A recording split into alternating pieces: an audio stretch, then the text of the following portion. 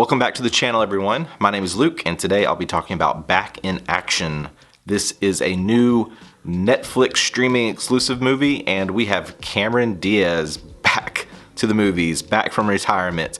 Had to look up when she retired. It looks like around 2014 was her last noted role in IMDb, but she is back with Jamie Foxx as they are two spies that fall in love, start a family, and try to get away from that past life, only to have it find them once again and put them in a situation of a lot of running, chase scenes, action scenes, with the most silliest plot ever. So let's dive into this.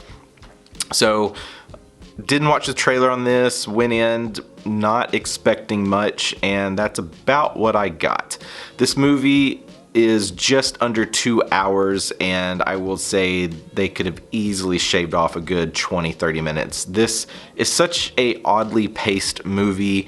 Being that it's an action spy type movie, this should have been like a 90-minute, just quick, awesome, have a good time. But it becomes this mixture of a spy movie along with this family trip movie as they are traveling all over the world. And again, we'll get into the reasons why in just a second.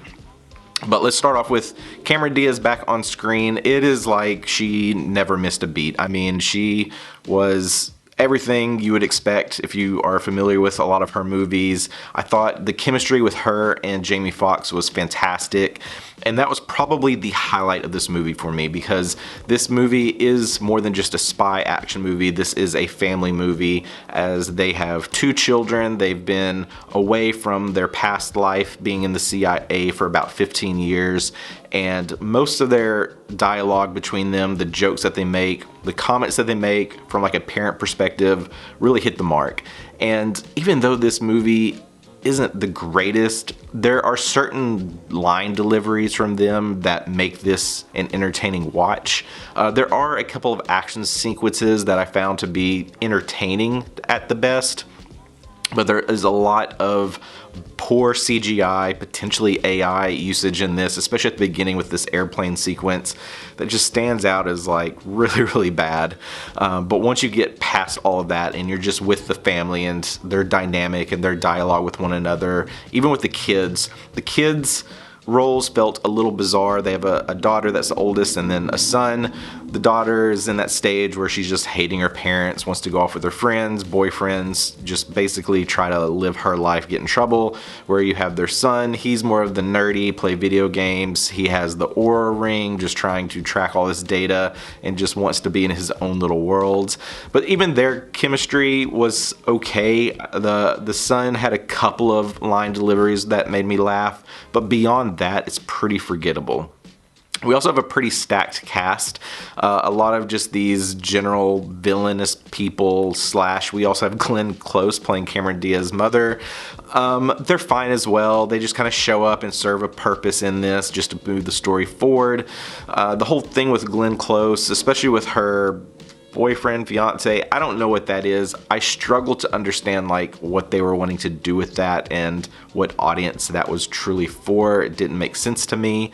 But getting into the story now, very familiar story. Essentially, when they're on a CIA mission at the beginning of the film, they're to protect or transfer some sort of key back to the CIA, but they end up keeping it.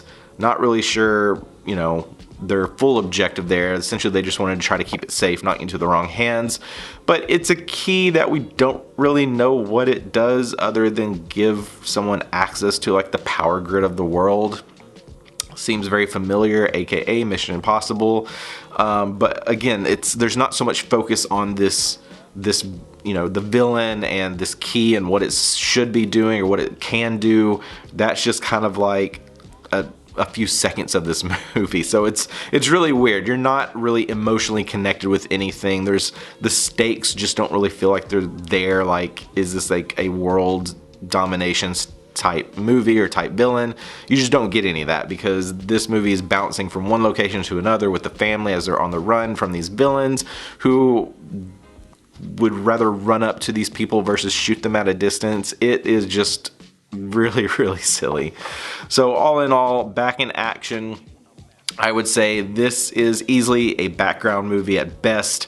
The dialogue is fine, the action in some parts is fine, but most of this is forgettable. We'll not get too much into the ending because there is a hint that we may have another one down the road. But what did you think of Cameron Diaz coming back to the movies? Looks like she's coming back for another Shrek, as well as she's got another movie she's working on. What are your thoughts there? Is that what drew you to watch this movie, or why did you watch this one? Speaking of Cameron Diaz, what's your favorite movie of hers since she's back from retirement? Let's talk about that in the comments. Thanks so much for stopping by. If you like this video, be sure to like it and subscribe to the channel. That way you can be notified when more reviews come out soon. I'll be back later this week. I'm excited to talk about Severance. We have Severance Season 2 now streaming on Apple TV Plus, at least Episode 1. So I definitely want to dive into that because there are so many questions that we need answered. So I'll be back next with that. Thanks so much again. We'll see you soon.